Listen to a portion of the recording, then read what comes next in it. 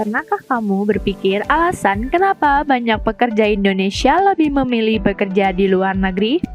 Pasti alasan utama mereka tidak lain adalah gaji yang lebih besar. Tidak dipungkiri lagi ya, gaji di Indonesia bisa dikatakan cukup rendah bila dibandingkan dengan gaji di negara lainnya. Berdasarkan laporan Wage Center di level ASEAN pun, gaji di Indonesia memang menempati posisi 3 teratas dengan rata-rata penghasilan 9 jutaan. Namun, perbandingannya pun sangat jauh dari posisi pertama yakni Singapura yang rata-rata penghasilannya hingga 4.985 USD per bulan atau sekitar 76,34 juta. Itu pun masih rata-rata ya, mengingat UMR tertinggi di Indonesia hanya sekitar 5 jutaan per bulan. Belum lagi masih banyak perusahaan menggaji karyawan di bawah standar yang ditetapkan oleh pemerintah.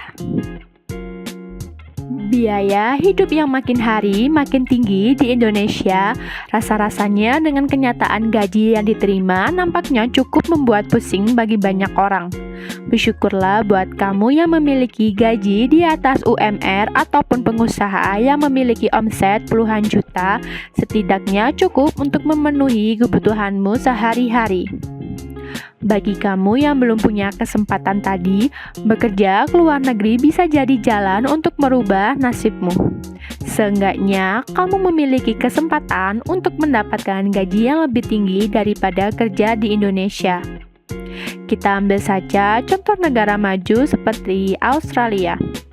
Meskipun secara wilayah dekat dengan Indonesia, dalam dunia kerja di Australia sangatlah berbeda dibandingkan di Indonesia.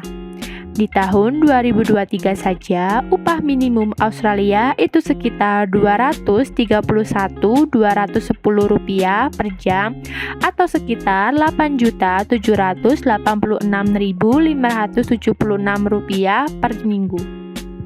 Bahkan untuk beberapa jenis pekerjaan tertentu, rata-rata pendapatan di Australia bisa mencapai Australian dollar 421.889 atau setara dengan Rp62.500 per bulan.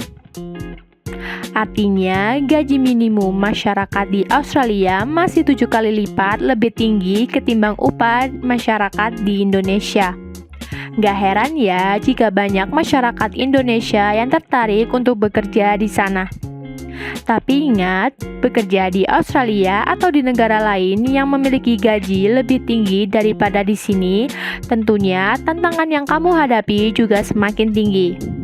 Perbedaan bahasa, karakter, lingkungan, bahkan budaya yang harus memaksakan dirimu untuk cepat beradaptasi.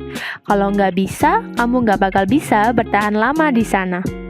Kalau kita ngomongin soal perbedaan, ada hal yang kamu harus tahu juga ketika memutuskan bekerja di luar negeri, yakni budaya kerja. Harus kita akui, budaya kerja di Indonesia lebih hierarkis atau cenderung kaku. Pasti kamu seringkali merasakan gak enakan atau sungkan ketika berbeda pendapat dengan rekan kerjamu, apalagi jika berhadapan dengan bos atau atasan. Berbeda jika kamu kerja di negara Australia atau negara-negara barat, budaya kerja di sana cenderung lebih transparan. Kamu bisa berkomunikasi dan berkolaborasi dengan santai karena antara bos atau atasan dengan bawahannya lebih setara dan nggak terlalu mementingkan hierarki. Atasan di sana lebih dianggap sebagai partner kerja sehingga kamu nggak takut untuk mengungkapkan pendapat, ide, saran, atau bahkan memberikan kritikan. Bahkan ide-ide atau saran dari bawahannya lebih dihargai karena atasan di sana merasa membutuhkan kritikan itu untuk kemajuan perusahaannya. Jadi jangan heran jika kamu bekerja di sana sering menemukan perdebatan antara atasan dan bawahannya.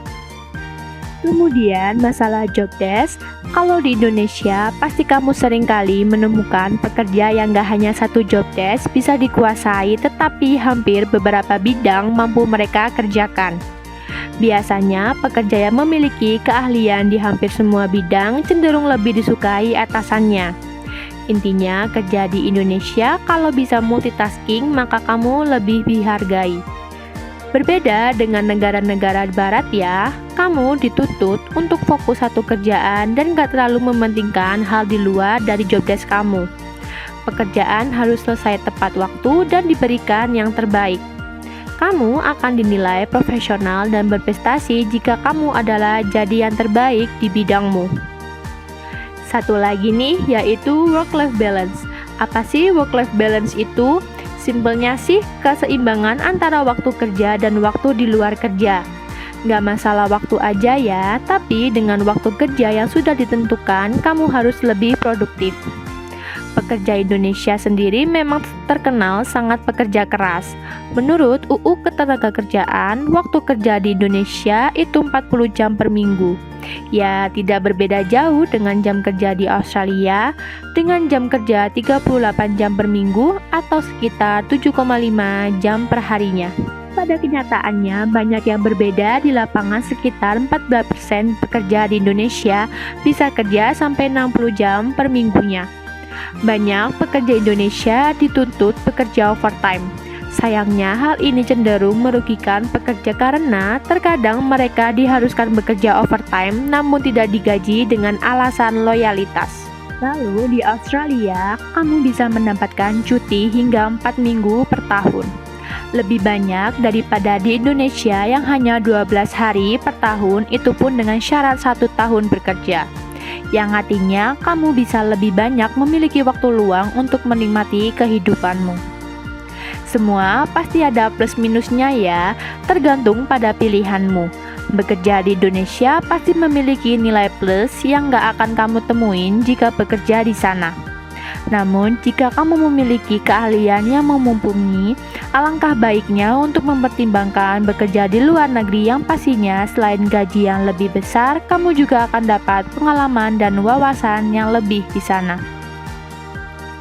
Nah, sekarang dengan penjelasan singkat tadi, apakah kamu sudah mempertimbangkan untuk bekerja di luar negeri?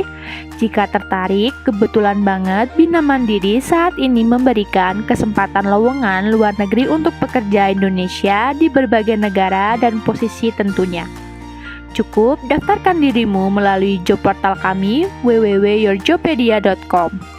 Di job portal ini, kamu bisa mendapatkan segala informasi mengenai lowongan yang tersedia sesuai dengan kriteria yang kamu miliki sekarang.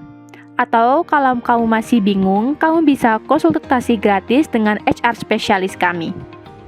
Oke, sekian video kali ini. Sampai jumpa di video selanjutnya ya.